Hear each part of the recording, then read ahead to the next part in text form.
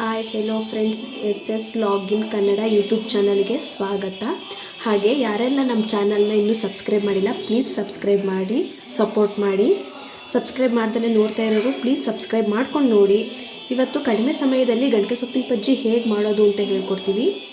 ಹಾಗೆ ಕಡಿಮೆ ಸಾಮಗ್ರಿಗಳು ಹಾಕಿ ಗಣಕೆ ಸೊಪ್ಪು ವಾಶ್ ಮಾಡ್ಕೊಂಡು ಇಟ್ಕೊಂಡಿರಬೇಕು. ಒಂದು ಬೆಳ್ಳುಳ್ಳಿ, 3 ಒಣಮೆಣಸಿನ್ಕಾಯಿ, ಸ್ವಲ್ಪ ಚಕ್ಕೆ, ಜೀರಿಗೆ, ಮೆಣಸು, ಒಂದು ಕಟ್ ಮಾಡ್ಕೊಂಡಿರತಕ್ಕಂಥ ಈರುಳ್ಳಿ, ಹಾಗೆ ಸ್ವಲ್ಪ ಕಾಯಿ, ಸ್ವಲ್ಪ ಹಸಿ ಹಾಲು ಮತ್ತು ಎಣ್ಣೆ. 1 ಸ್ಪೂನ್, 1-2 ಸ್ಪೂನು ಆಯಿಲ್ ಹಾಕೋಬೇಕು.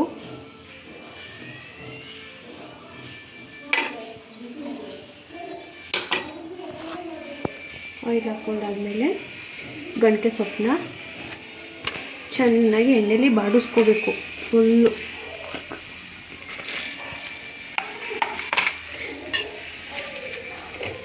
ಬಾಡಿಸ್ಕೋಬೇಕು ಅಂದರೆ ಹುರ್ಕೋಬೇಕು ಅಂತ ಫ್ರೆಂಡ್ಸ್.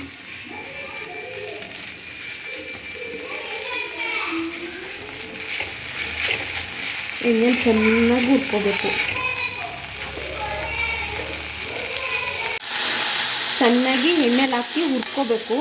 ಅದು ಫುಲ್ಲು ಎಲ್ಲ ಹೆಂಗಾಗಬೇಕು ಅಂದರೆ ಹಸಿ ವಾಸನೆ ಎಲ್ಲ ಹೋಗಬೇಕು, ಆ ರೀತಿ ಹುರ್ಕೋಬೇಕು. ಆಮೇಲೆ ಸ್ವಲ್ಪ ಹಿಂಗೆ ಹುರ್ಕೊಬಿಟ್ಟು ಹಾಕೋಬಿಟ್ರೆ ಹಸಿ ವಾಸನೆ ಹಂಗೆ ಇರುತ್ತೆ. ಅದು ಫುಲ್ಲೆಲ್ಲ ಬಾಡ್ಕೊಳ್ಳೋ ಥರ ಹುರ್ಕೋಬೇಕು.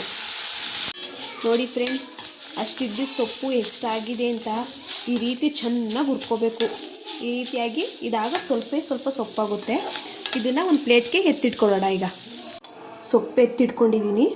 ಇವಾಗ ಅದೇ ಇದಕ್ಕೆ ಸ್ವಲ್ಪ ಮೆಣಸಿನ್ಕಾಯಿ ಮತ್ತು ಬೆಳ್ಳುಳ್ಳಿ, ಚಕ್ಕೆ, ಜೀರಿಗೆ, ಮೆಣಸು, ಈರುಳ್ಳಿ ಕಟ್ ಮಾಡ್ಕೊಂಡಿರೋದು ಎಲ್ಲನೂ ಹಾಕ್ಕೊಂಡು ಸ್ವಲ್ಪ ಹುರ್ಕೊಳ್ಳೋಣ.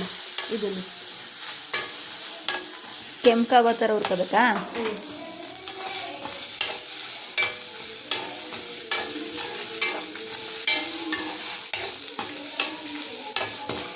ಚೆನ್ನಾಗಿ ಸ್ವಲ್ಪ ಈ ರೀತಿ ಹುರ್ಕೋಬೇಕು.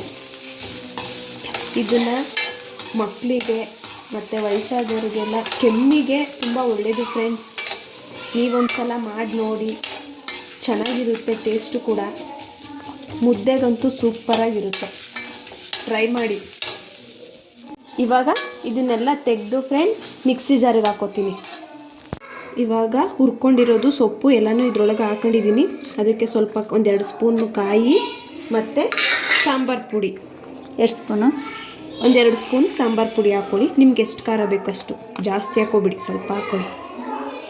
ಇದಕ್ಕೆ ಸ್ವಲ್ಪ ನೀರು ಹಾಕ್ಕೊಂಡು ನುಣ್ಣಗೆ ರುಬ್ಕೋಬೇಕು.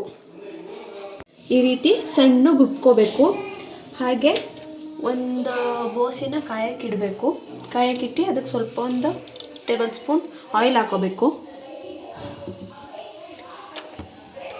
ಅದು ಬಿಸಿ ಆದಮೇಲೆ ಅದಕ್ಕೆ ಜಜ್ಜಿರೋಂಥ ಬೆಳ್ಳುಳ್ಳಿ ಮತ್ತು ಈರುಳ್ಳಿ ಸ್ವಲ್ಪ ಹಾಕ್ಕೊಂಡು ಒಗ್ಗರಣೆ ಹಾಕಬೇಕು.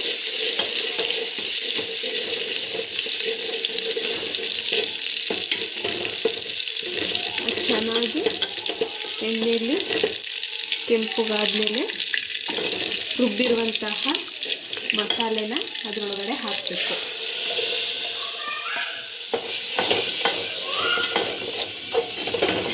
ಇದನ್ನು ಜಾಸ್ತಿ ತೆಳ್ಳಗೆ ಮಾಡಬಾರ್ದು ಫ್ರೆಂಡ್ಸ್, ಸ್ವಲ್ಪ ಗಟ್ಟಿಗೆ ಇರಬೇಕು. ಸಾಂಬಾರು ತುಂಬ ಚೆನ್ನಾಗಿರುತ್ತೆ. ಆಮೇಲೆ ಸ್ವಲ್ಪ ಅದಕ್ಕೆ ನೀರು ಹಾಕ್ಕೋಬೇಕು. ಎಷ್ಟು ನೀರು ಹಾಕ್ಕೋಬೇಕು? ಸ್ವಲ್ಪ ಗಟ್ಟಿಗಿರೋಗೆ ಹಾಕ್ಕೊಳ್ಳಿ ಫ್ರೆಂಡ್ಸ್.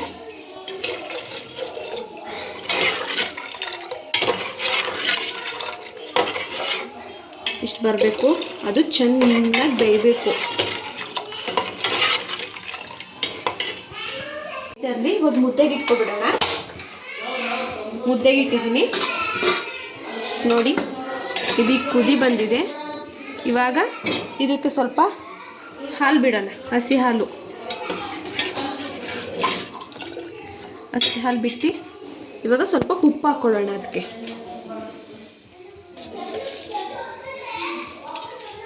ಉಪ್ಪು ನೋಡಾಕಿ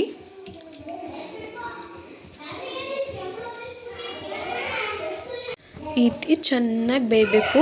ನೋಡಿ ಫ್ರೆಂಡ್, ಸಾಂಬಾರು ರೆಡಿ ಆಯಿತು. ಹೆಂಗದವ ಸಾಂಬಾರು? ಚೆನ್ನಾಗಿದೆ.